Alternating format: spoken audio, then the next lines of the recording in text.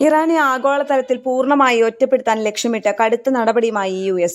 സാമ്പത്തിക ഡി-ഡേ എന്ന് വിശേഷിപ്പിക്കുന്ന ഈ പുതിയ നീക്കത്തിലൂടെ ഇറാനുമായി ബിസിനസ് ബന്ധങ്ങൾ തുടരുന്ന രാജ്യങ്ങളെയും സംഘടനകളെയും ലക്ഷ്യമിട്ട് സാമ്പത്തിക ഉപരോധങ്ങൾ വിപുലീകരിക്കാനാണ് US തീരുമാനിച്ചിരിക്കുന്നത്.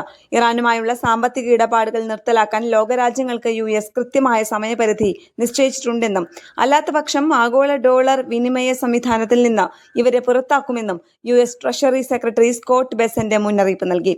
ഇറാൻ ഭരണകൂടത്തിന്റെ സാമ്പത്തിക സ്രോതസ്സുകൾ പൂർണ്ണമായും ഇല്ലാതാക്കുകയാണ് തങ്ങളുടെ ലക്ഷ്യമെന്നും സ്കോട്ട് ബെസന്റ് കൂട്ടിച്ചേർത്തു. തിങ്കളാഴ്ച നടത്തിയ വാർത്താ സമ്മേളനത്തിലാണ് ഇദ്ദേഹം ഇക്കാര്യം വ്യക്തമാക്കിയത്. അതേസമയം തങ്ങൾക്കെതിരെ സാമ്പത്തിക ഉപരോധം തുടരാനുള്ള നീക്കത്തിൽ US-ന്റെ മുന്നറിയിപ്പുമായി ഇറാനും രംഗത്തെത്തി. ഉപരോധം തുടരുകയാണെങ്കിൽ ഗൾഫ് മേഖലയിൽ നിന്ന് ഒരു തുള്ളി എണ്ണ പോലും US കയറ്റുമതി ചെയ്യില്ലെന്ന് ഇറാന്റെ പരമോന്നത ദേശീയ സുരക്ഷാ സമിതി മേധാവി മൊഹാസെൻ റസായി എക്സിൽ കുറിച്ചു.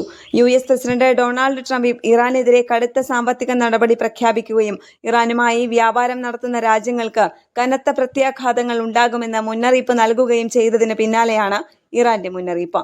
ഇറാനിലെ ജനങ്ങൾക്കെതിരെ അമേരിക്ക നടത്തുന്ന സാമ്പത്തിക യുദ്ധത്തിൽ പങ്കാളിയാകുന്ന ഏതൊരു രാജ്യത്തിന്റെയും പ്രവർത്തനത്തെ യുദ്ധമായി കണക്കാക്കുമെന്ന് മൊഹസെൻ റസായി വ്യക്തമാക്കി. ഇന്റർനാഷണൽ ഡെസ്ക്, കേരള പ്രണാമം.